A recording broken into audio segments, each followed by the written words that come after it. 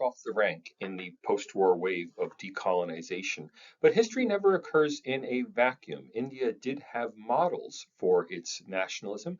Those models, however, did not come from India. They came from other new nations. And of course, the wave of new nations that occurred before India occurred in Europe. And so I'd like to talk today about the Western foundations of Indian nationalism. Our cast. Most people will be aware of these figures, but to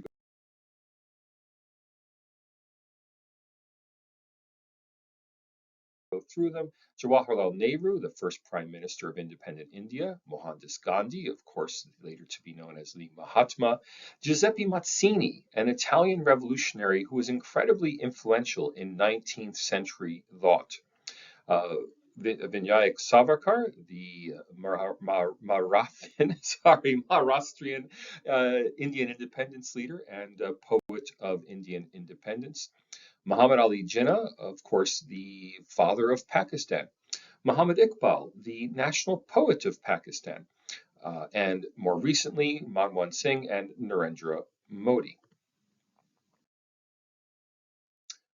India became an independent country on the night of August 14th, 15th, 1947. And luckily, we still have audio and video of that event. And here's just a clip of Mr. Nehru giving his famous speech of the Tryst with Destiny, or Freedom at Midnight. I'll just play a short clip of it.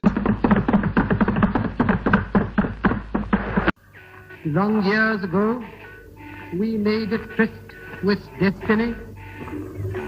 And now the time comes when we shall redeem our pledge, not wholly or in full measure, but very substantially.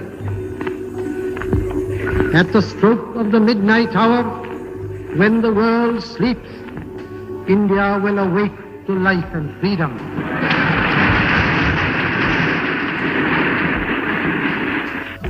A moment comes, which comes but rarely in history, when we step out from the old to the new, when an age ends, and when the soul of a nation, long suppressed, finds utterance.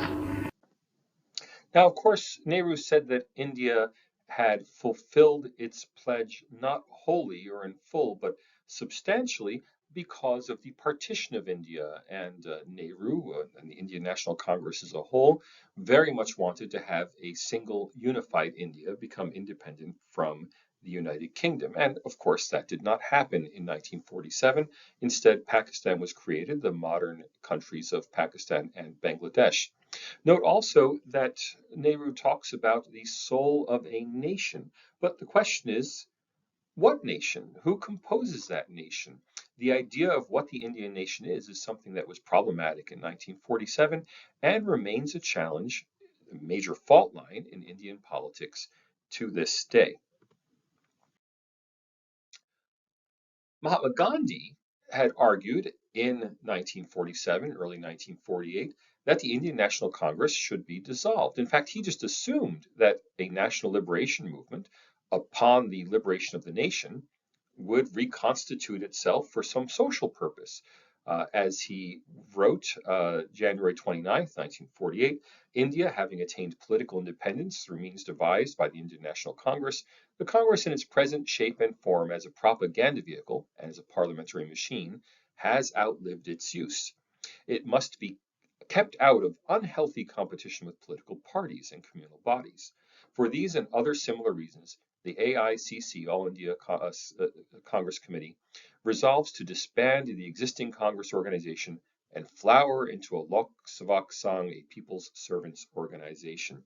This was his proposed text for a resolution that he wanted to place before the Congress Central Committee, a resolution that was never delivered because, of course, one day later, Gandhi was assassinated.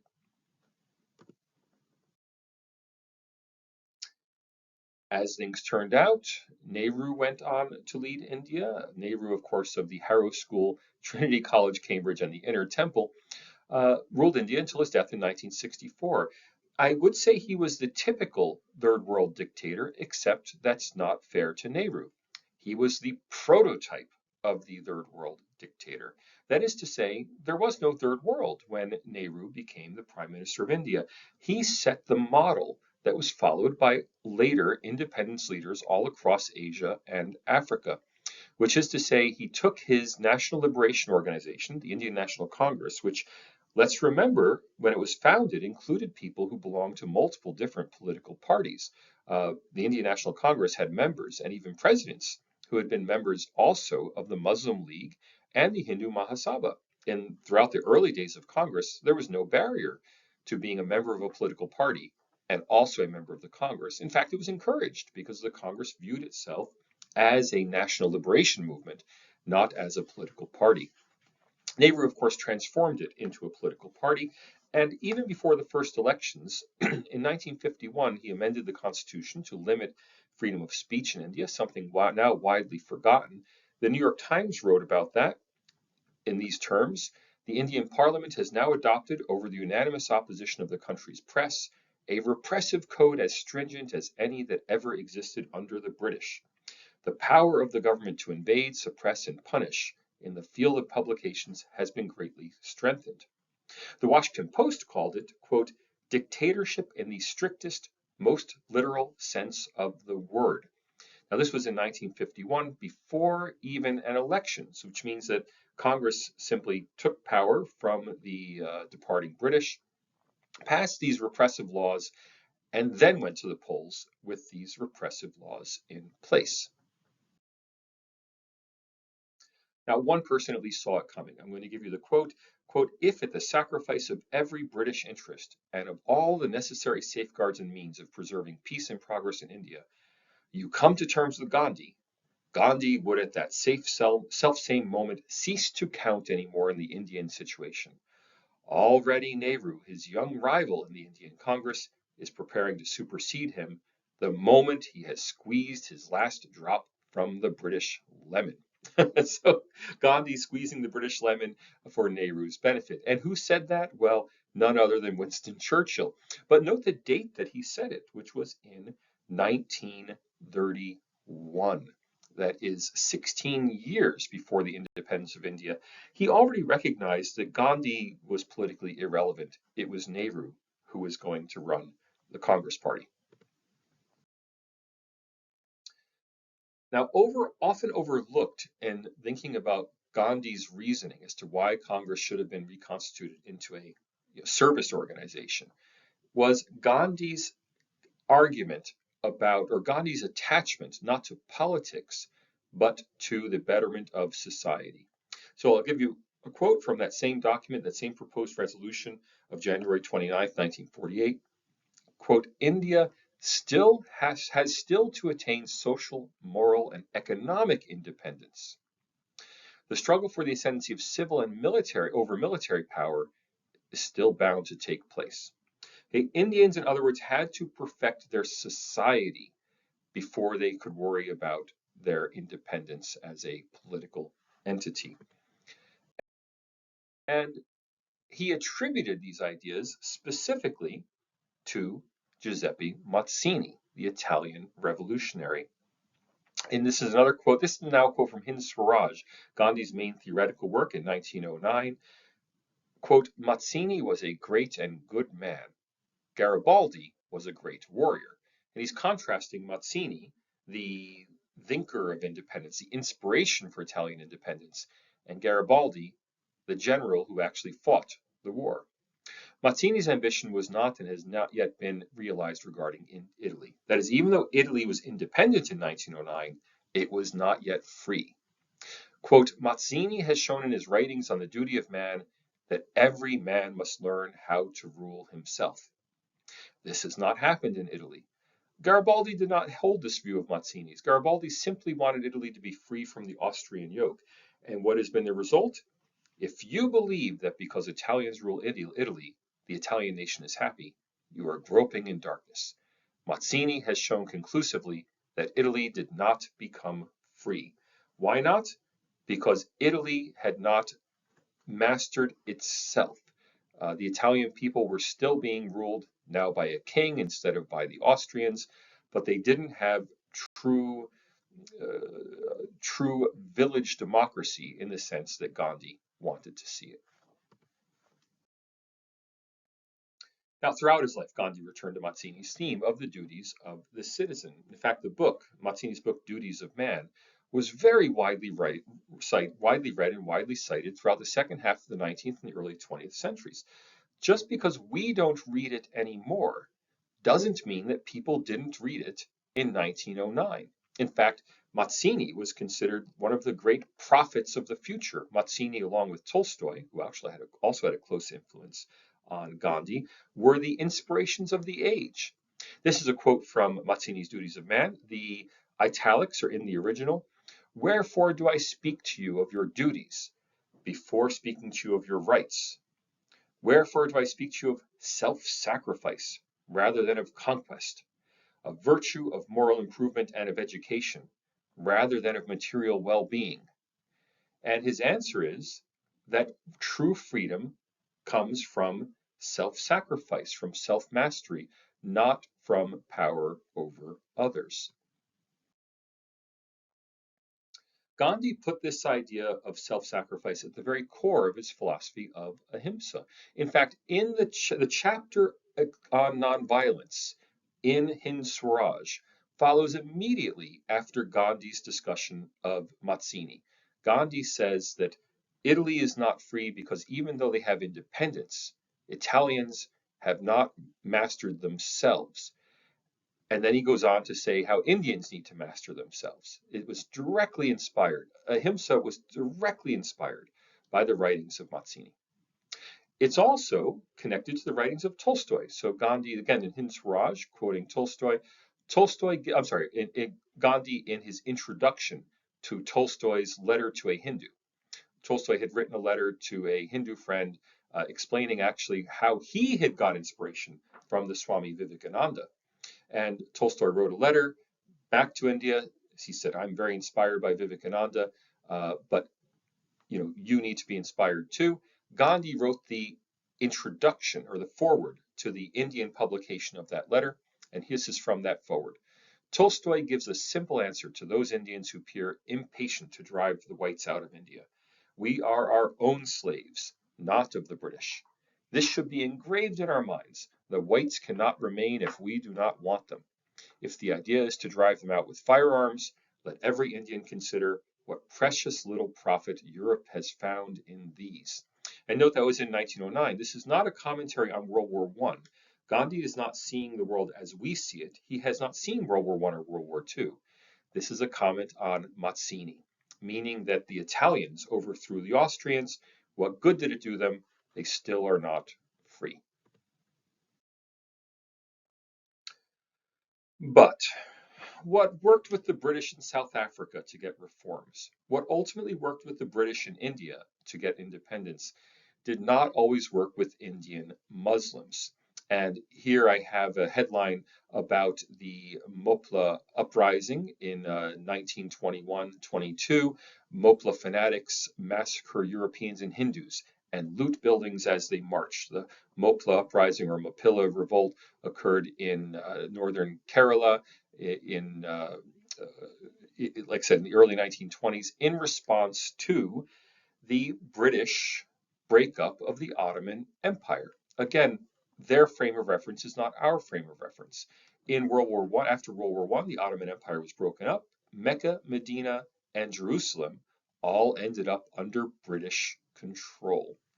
And the Moplas rose up, invited the king of Afghanistan to come help them invade India and become the king of a new caliphate that would spread from the borders of Turkey all the way to India.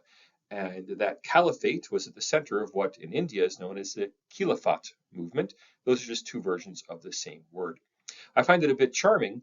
When writing about massacres, the British newspaper, I believe this is from the Guardian, I'm not sure, I don't remember exactly, but the British newspaper reporting it, their top headline was Prince of Wales India trip unaffected.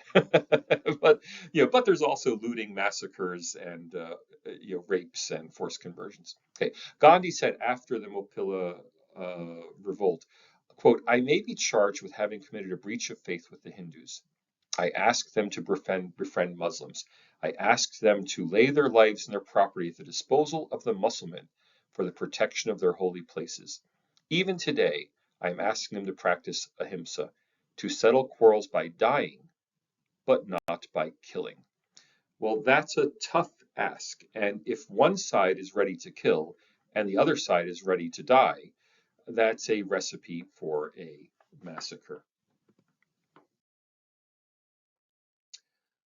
Gandhi continued exhorting India's Hindus to self-abnegation in the face of Muslim demands for the rest of his life. Of course, he supported the Khilafat movement and the Mopla rebellion, mostly to keep Muslim leaders on board. He wanted the Ali brothers, who were supporting the Moplas, to remain in the Indian National Congress, and their price for remaining inside was that Gandhi should overlook the massacres, the rapes, and the forced conversions that were occurring in Kerala.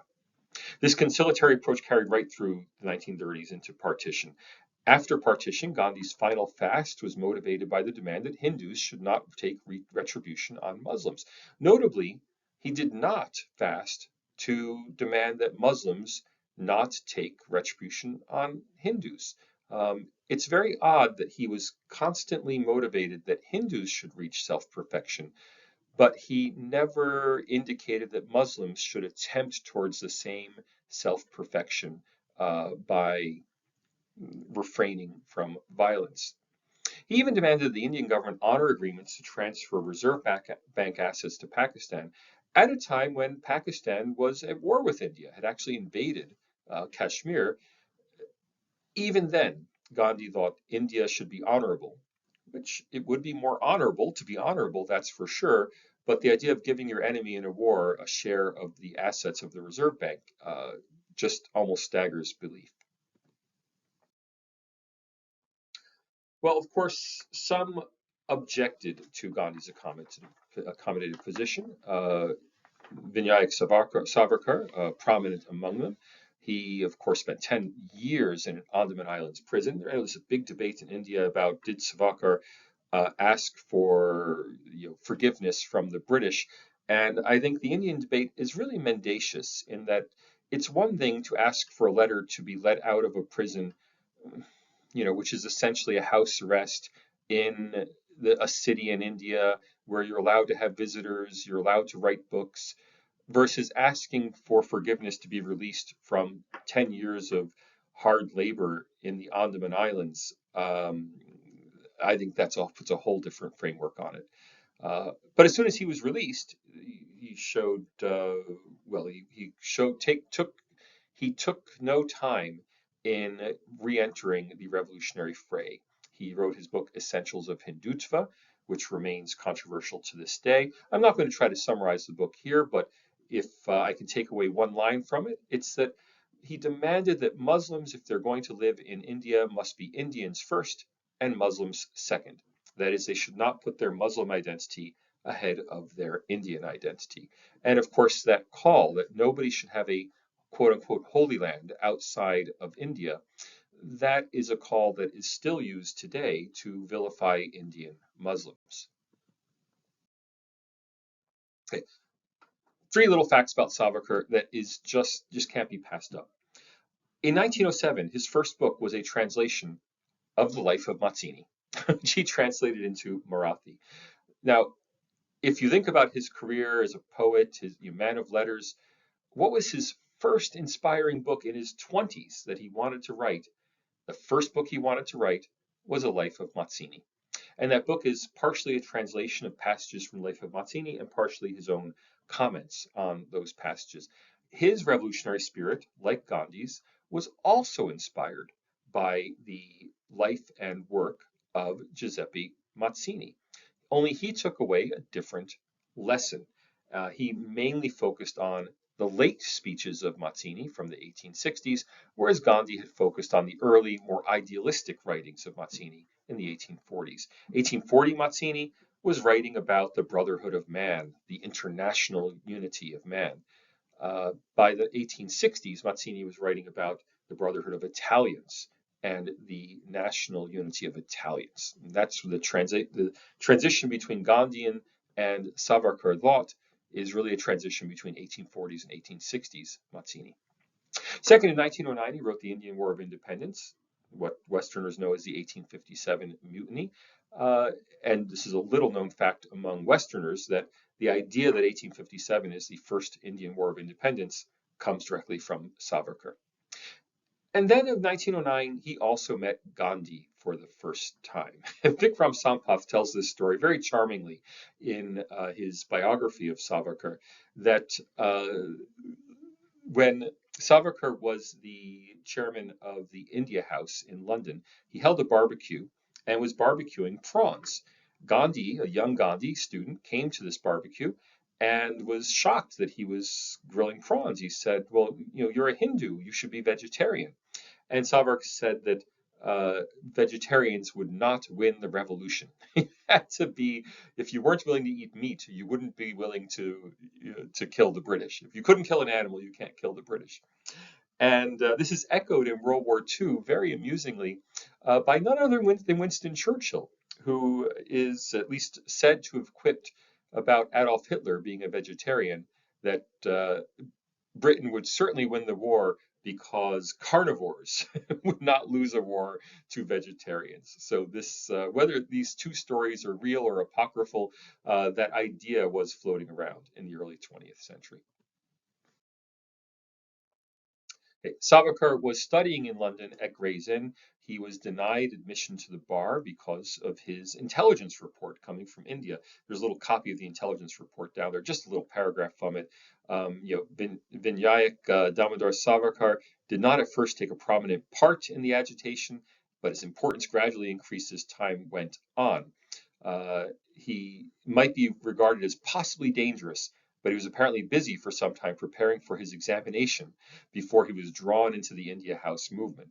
Now, whether he was drawn into the movement or he drew the movement into himself, I don't know. What is known is that Savarkar procured a gun and smuggled it to India for an assassination. And that resulted in his extradition from the UK to India. An extradition that was not without its challenges. When he was arrested, he demanded a writ of habeas corpus to be released from prison on the argument that the government of India could not extradite somebody from the United Kingdom, from England. And if we think about it for a second, I mean, first it sounds like, oh, government of India is part of the British government. But if you think about it, it's very unlikely that a white Englishman would be extradited from England to stand trial in India, where the rules of evidence were less strict, where secret testimony was allowed. The court procedure favored the government much more than the defendant. And he argued that he should not be extradited to India. Of course, he lost that argument. One of his prosecutors was Rufus Daniel Isaacs, who later became Viceroy of India. So Savarkar was denied admission to the bar on the basis of these intelligence reports. Gray's Inn long listed Savarkar on its page for, quote, members of the inn remembered more for some misfortune, injustice, or scandal for their legal distinction. But the composition of the Indian population in England has changed over the last few years. Now there are many more Savarkarites in England, and now he has a blue plaque in London. So this is he's always going to be a divisive figure in the Indian community and among, certainly among Westerners who follow their lead. If I can contrast Savarkar, who was considered an embarrassment to Gray's Inn because he was a revolutionary, I might contrast Jinnah, who was certainly responsible for an order of magnitude more deaths than Savarkar. He is lauded by his inn as being the father of his nation. So that's just how politics go. The second interesting thing about Savarkar's extradition is that while in transit in Marseille, he went to the toilet, slipped through the portal. He was a very skinny man. Slipped through the portal, escaped from the ship, swam to shore. It was apprehended by a French gendarme who returned him to the ship.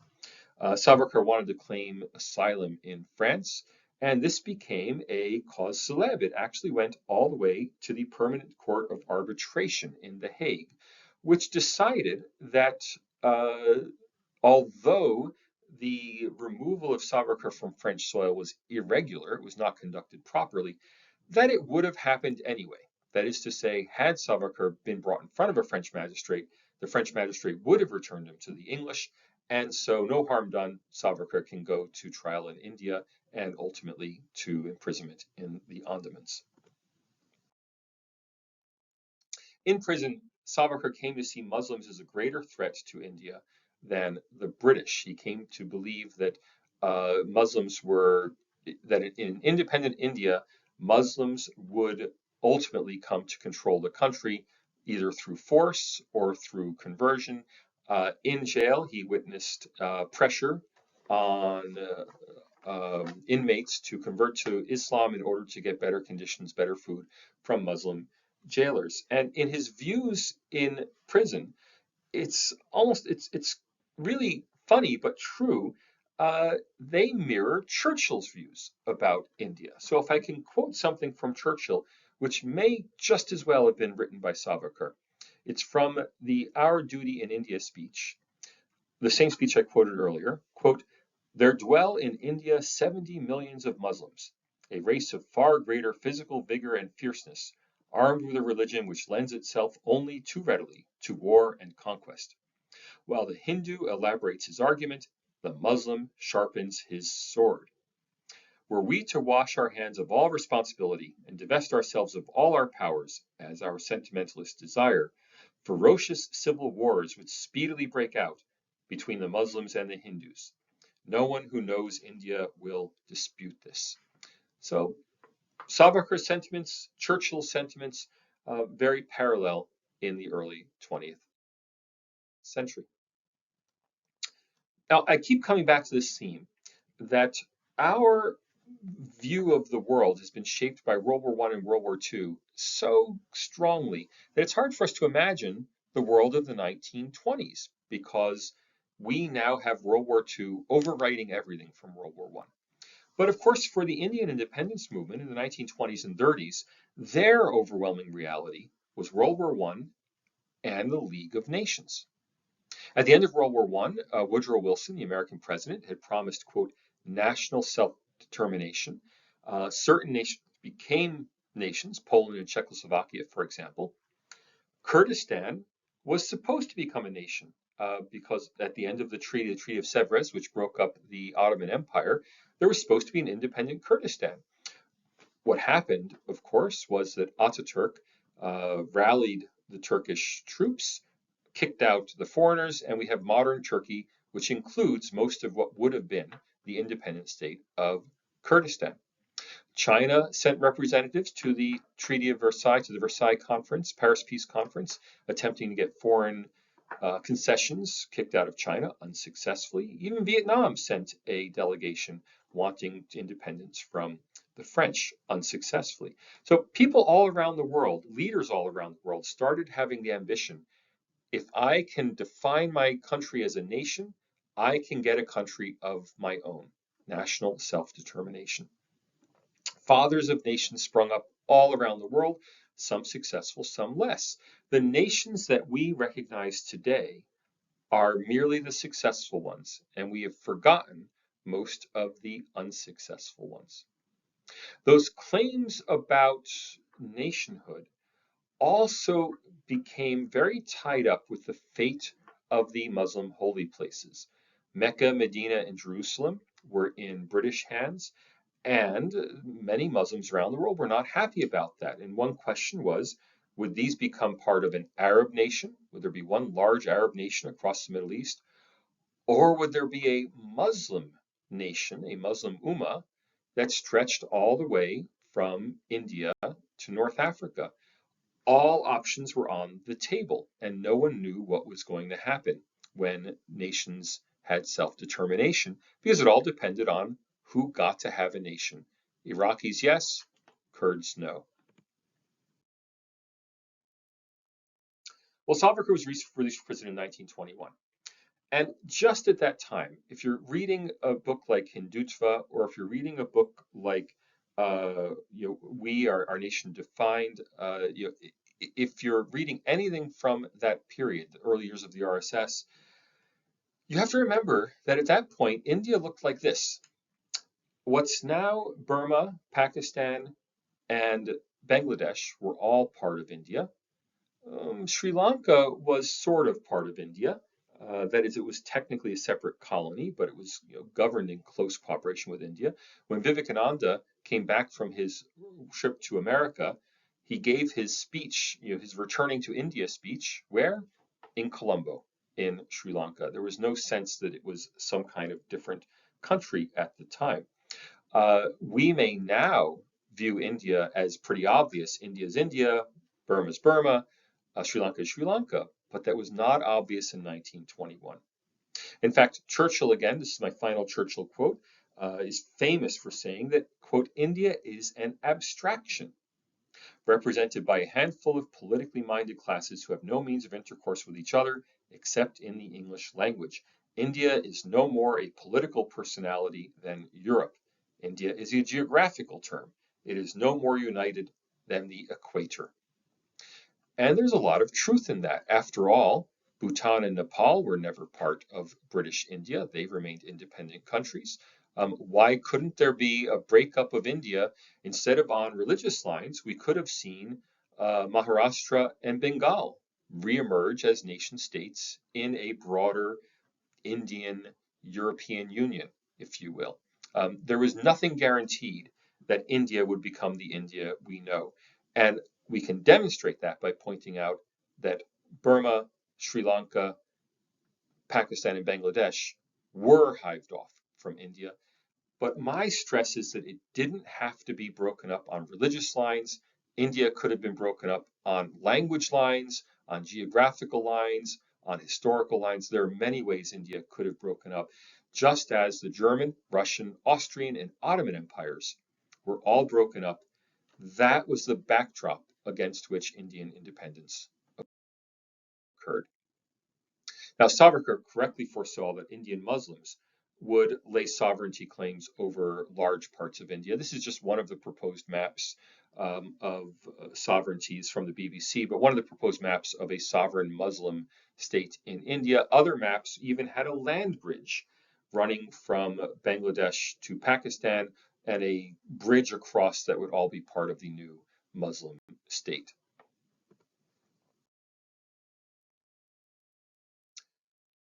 Savarkar in Hindutva leveraged the logic of the League of Nations system in favor of a Hindu India.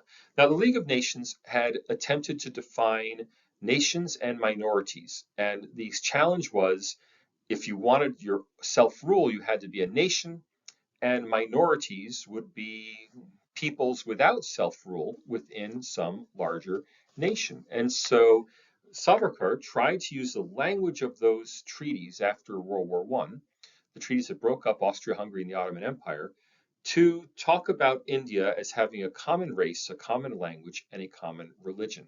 So he stressed that all Indians had the same customs, the same way of life. They were a single race, that they all spoke languages derived from Sanskrit or having a heavy influence of Sanskrit. And he said that all Indians shared a common religion, which he called, and I'm going to put this in big quotation marks, Hindu. And quotation marks because for him, the word Hindu is the same root as the word Sindh, as the word Indus River. That is, these are all just exonyms. They're all words in Persian or later in Greek that were used to describe people who lived beyond the Indus River. Everywhere beyond the Indus River were Indians and Hindus.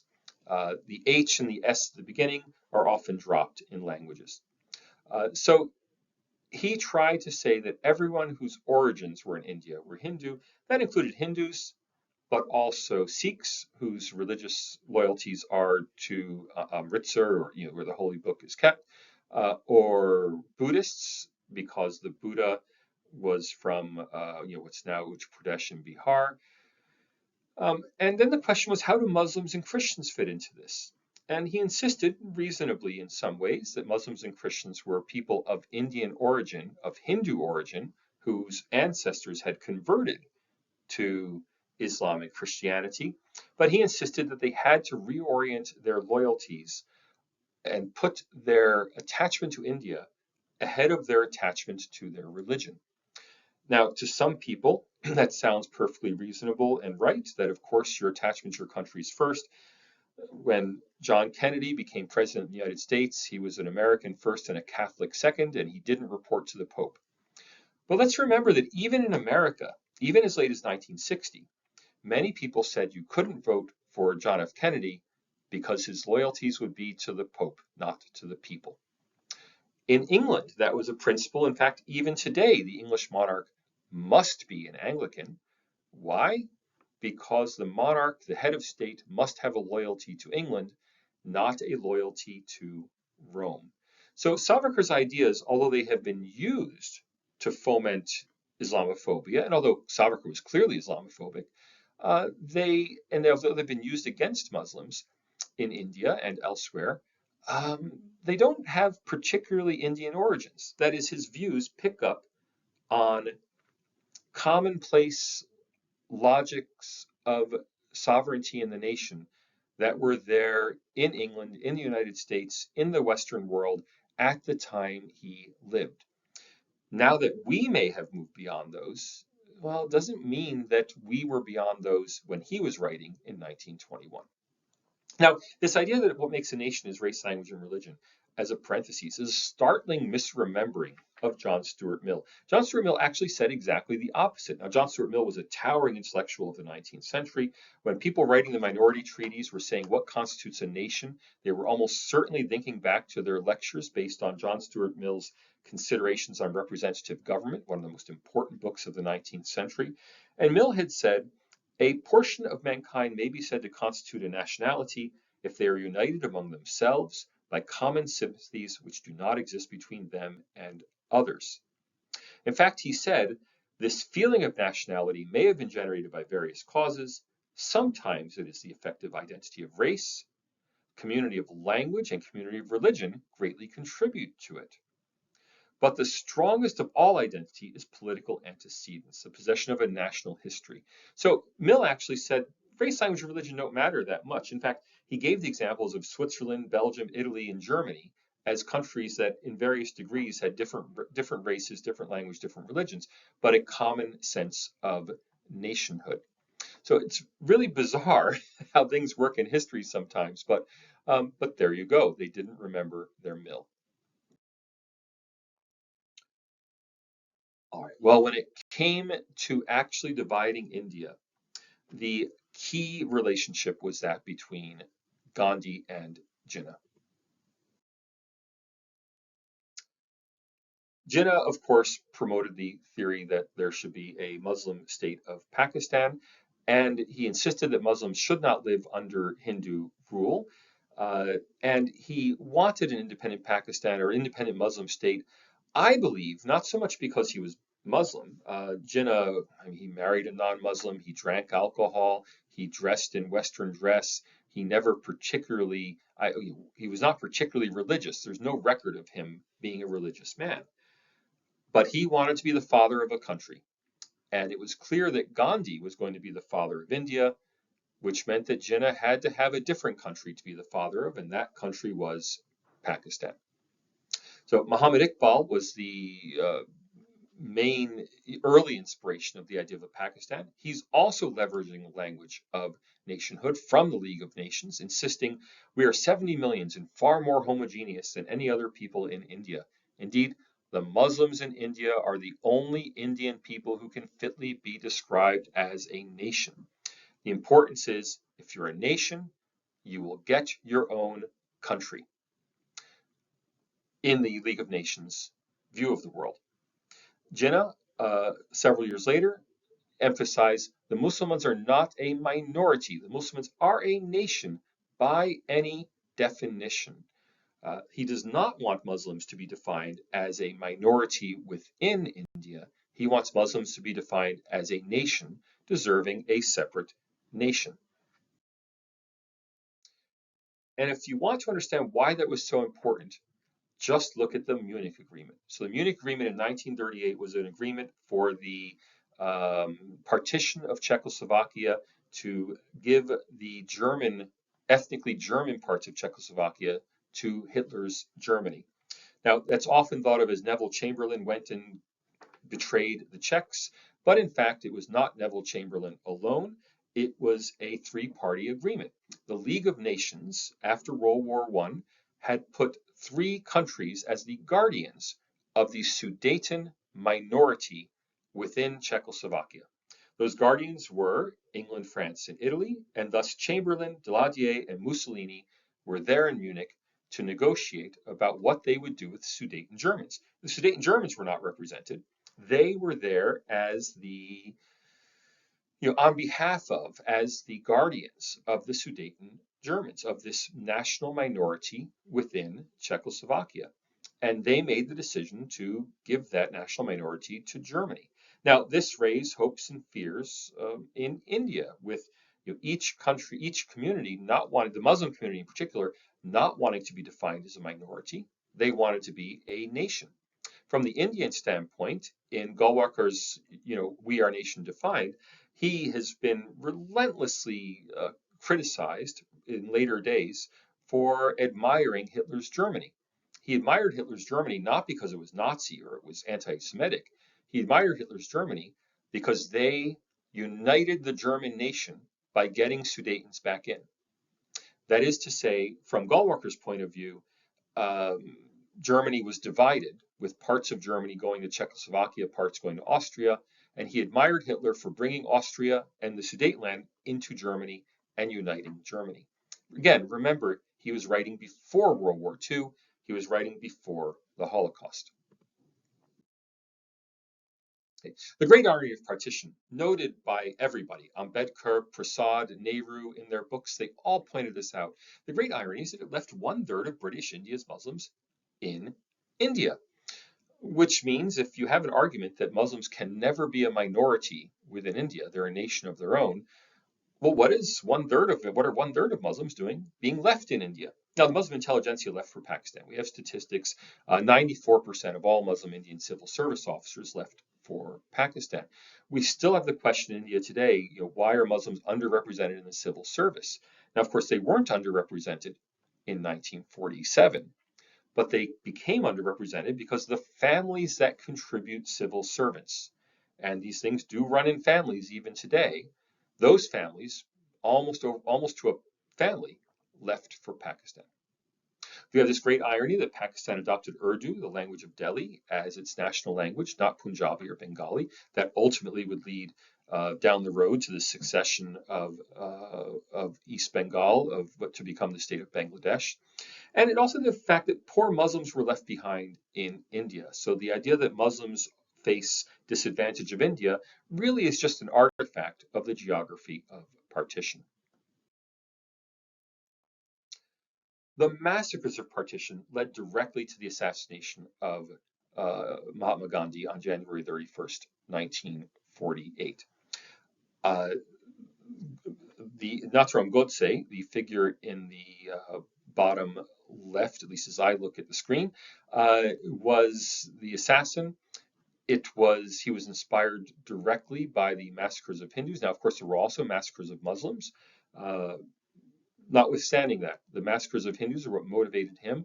And you'll notice in this trial picture, there among the defendants in the conspiracy, there in the back row is Savarkar. Savarkar was exonerated. He was not convicted. Godse was a disciple of Savarkar, but there's no evidence that Savarkar directly inspired or directly ordered or was involved in the assassination. And so ultimately he was released.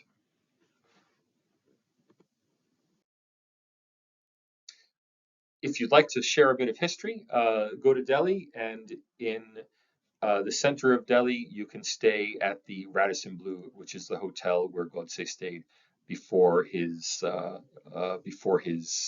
crime. It's just off Connaught Place. It's a nice enough hotel. I stayed there. Recommended. All right. The divisions provoked by Savarkar still resonate in India today. This is just a couple weeks after his election in 2014, Narendra Modi praying before the image of Vinayak Savarkar, Veer Savarkar.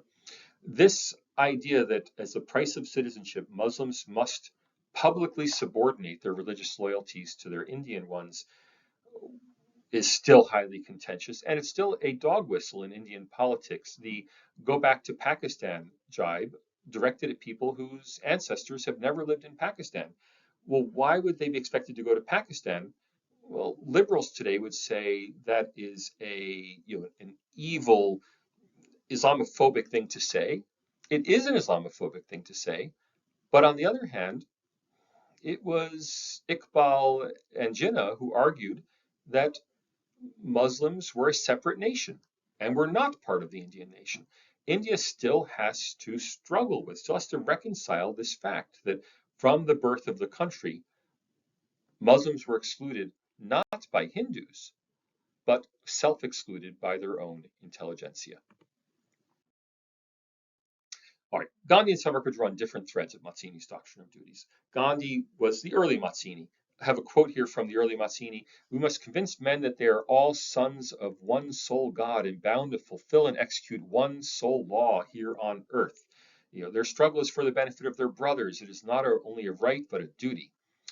Savarkar, pulling out 1860s Mazzini, he's now not talking about humanity being the sons of one sole God, but Italy represents a sum of special faculties and tendencies, an idea, an aspiration, a germ of a common faith, a tradition distinct from that of other nations, and constituting the past, present, and future generations of our people of an historical unity. That is, 1860s Mazzini is not a universalist, but an Italian nationalist. And there's the distinction between these two leaders. These differences still resonate a century later. So we have the famous quote from Manmohan Singh that Narendra Modi plays relentlessly. Quote, we will have to ensure that minorities, particularly the Muslim minority, are empowered to share equitably in the fruits of development. They must have the first claim on our resources. Now, even putting this in context, it doesn't matter. This resonates clearly with Gandhian thought that Hindus and Sikhs must put the needs of Muslims first, put the needs of their brothers ahead of their own needs. We can contrast it with Narendra Modi at the opening of the Ram Mandir. Lord Ram is connected to every particle of the soul of India. What else can be a more sublime and more organizing principle for the country? The idea that India is the land of the Hindus, not said in so many words, but very strongly implied by saying that India is everywhere that Lord Ram penetrates. We see this conflict today, whether it's in the symbolism of the two parties, the INC and the BJP, the INC having the Indian flag with the hand of Buddhism, the saffron of Hindus, the white of Christians, the green of Muslims. The BJP, by contrast, having a saffron flag with a lotus on it, very Hindu iconography. Thanks everyone for listening. My book on Indian nationalism and Indian democracy and the creation of the Indian nation will hopefully come out sometime in mid-2025. Until then, you can find me in all the usual places. And thank you for watching. I really appreciate your taking the time. If you're watching this on Indian Independence Day, have a happy Independence Day.